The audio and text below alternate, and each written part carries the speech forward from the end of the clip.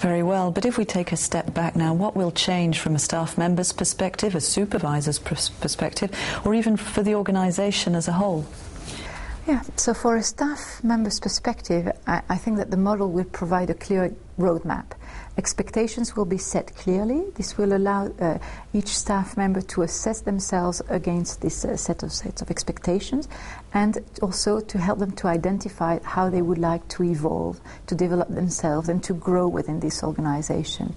And there our hope, our belief, is that this emphasis on growth and development should enhance motivation. Then from a supervisor's perspective, there also expectations will be set more clearly, because for the first time we define leadership competencies, so they will know what is expected from them. Also the fact that we have some concrete indicators that go with each competencies, which means will mean that this will enhance clarity and objectivity. So when they will talk with their staff, they stand a better chance to be understood. Because, for example, if we take flexibility, flexibility may mean something very different for you or for me here in this room. It may mean something very different from a supervisor or a supervisee. So what we have done, we have really identified these concrete examples of what demonstrating flexibility means. So that should help each of us to understand each other better, so foster mutual understanding in the organization. Then from the organization's perspective, well, a competency model is one of the key means to ensure that the HR strategy is aligned to the operational and strategic goals of the organization. So by defining this and by ensuring this alignment, we should be able to provide for better capacity planning and enhance the productivity and efficiency of the organization as a whole.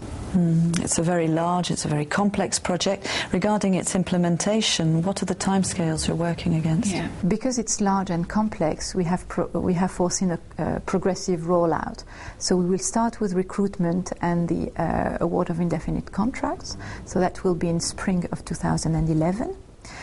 Then we will introduce it in performance appraisal, as I mentioned, not for this upcoming exercise, so end of 2010 nothing changes. Assessment will still be as now, and objectives will be set as they are regularly. But at the end of 2011, a discussion on competencies will take place between the supervisor and the supervisee. We will train, of course, staff at large. So different training modules are foreseen. One that is general for understanding competencies and working with them, and one on competency-based interviewing, and one on performance management. So we will really accompany the staff in this change. So it's clearly imminent, but as with any change, the introduction of this model could raise concerns among members of the personnel. Do you have any message you would like to pass? Yes. I think three main messages, I would say. The first one is that, to a large extent, this is not really new. We are already doing it, but without knowing it. We are a bit like, this character in Molière who is called Monsieur Jourdain. He wants to learn how to speak in prose, and he doesn't realize that he's been doing so all his life. So it's a bit of a similar situation. We have been using competencies, just we have called them under a different name, and we have not done so in a systematic way. So the change that we're bringing about is more harmonization and systematization.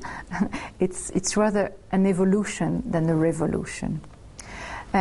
Then the second message is that I've heard also concerns about people fearing that this will be all about putting people in boxes, or that we will all be expected to be the same, and how would there still be room for truly exceptional individuals with this process? And there I really would like, because I understand this concern, and it's very important, I think, that we reassure people from the outset. The model is deeply rooted in the organization's values, and as part of those values we have creativity and we have diversity. So really appreciation of the uniqueness of each individual, appreciation for differences is really embedded in the model from the start. And it's also not about it's clearly not about asking everybody to be the same, because that would be really very counterproductive, and it will be against all that this organization has stood for in the past, and that's how our successes have happened. So that's really not what we plan to do. There is no question either of judging an individual per se, just their personality. Is it a good or a bad person? That's really not what it's about. It's in helping each of us to identify in the performance of our duties, in our daily work, which behaviors are effective and which behaviors are a bit less effective. And that's really what it aims at. And the third message is that competency management, when it was introduced, the aim was really to enhance staff motivation and to allow staff to develop and to grow within an organization. So I guess my key message to the staff is, well, you know, this is exciting stuff. I really believe that it is. It was designed for you, so really make the most of it and enjoy it. I think that would be my last and key message. So thank you very much, Anne-Sylvie, for all these answers to the questions and the clarifications. A comprehensive training campaign will be launched by the end of the month and will go on into 2011 so that everybody can have an opportunity to get acquainted with its intricacies. You are all encouraged to sign up as soon as the modules are offered. Thank you very much for your attention, and see you soon.